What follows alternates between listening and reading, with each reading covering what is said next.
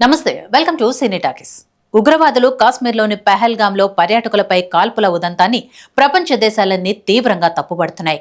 భారత్పై జరిగిన ఉగ్రదాడిని అగ్రదేశాల అధినేతలు సైతం ఖండించారు. ఇటీవల జరిగిన ఉగ్రదాడితో ఇండియా పాకిస్తాన్ మధ్య అంతరం మరింత పెరిగింది. పాకిస్తాన్ ప్రేరేపిత ఉగ్రవాదులు ఈ పనికి తెగబడ్డారు అనే విమర్శలు వస్తున్నాయి.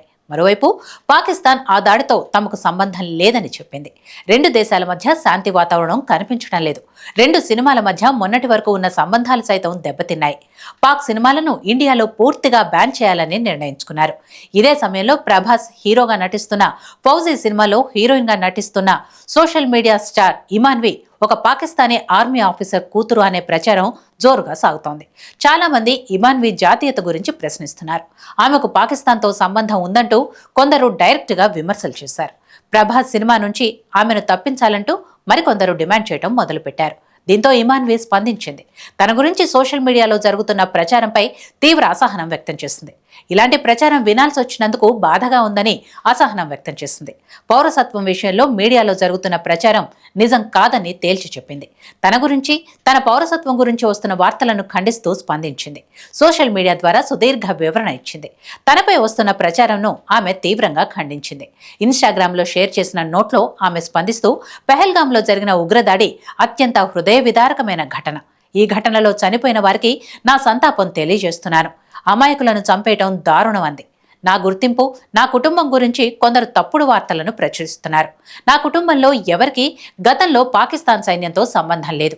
ఇప్పుడు కూడా ఏ ఒక్కరూ పాకిస్తాన్ సైన్యంలో లేరు. అలాంటి వ్యాఖ్యలు చేయటం బాధను కలిగించిందని ఇమాన్వి అసహనం వ్యక్తం చేసింది.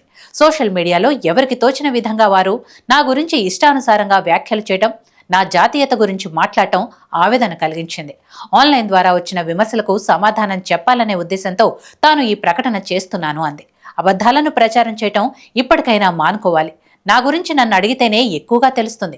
ఎవరో చెప్పిన విషయాలను పట్టుకుని నన్ను విమర్శించడం, నా జాతీయత గురించి వ్యాఖ్యలు చేయటం, నన్ను పాకిస్తాన్కి చెందిన అమ్మాయి అంటూ ట్రోల్ చేయటం ఎంతవరకు కరెక్ట్ అంటూ ఇమాన్వి తన లేఖలో పేర్కొంది. పాకిస్తాన్తో తనకు సంబంధం ఉందంటూ వ్యాఖ్యలు చేసిన వారిపై చర్యలు తీసుకునేందుకు కూడా సిద్ధంగా ఉన్నట్లుగా చెప్పుకొచ్చింది. హాయ్, హలో, మెస్మరైజ్ చేసే మూవీ ముచ్చట్లు, రిలీజ్ అయిన వెంటనే రివ్యూస్, మీ అభిమాన తారల రియల్ స్టోరీస్, సినిమా సమాచారం ఏదైనా క్షణాల్లో మీ చెంతకు. మరింకెందుకు ఆలస్యం, యోయో సినీ టాకీస్ ని సబ్స్క్రైబ్ చేసుకోండి. హలో హలో నోటిఫికేషన్ కోసం గంట కొట్టడం అస్సలు మర్చిపోకండి.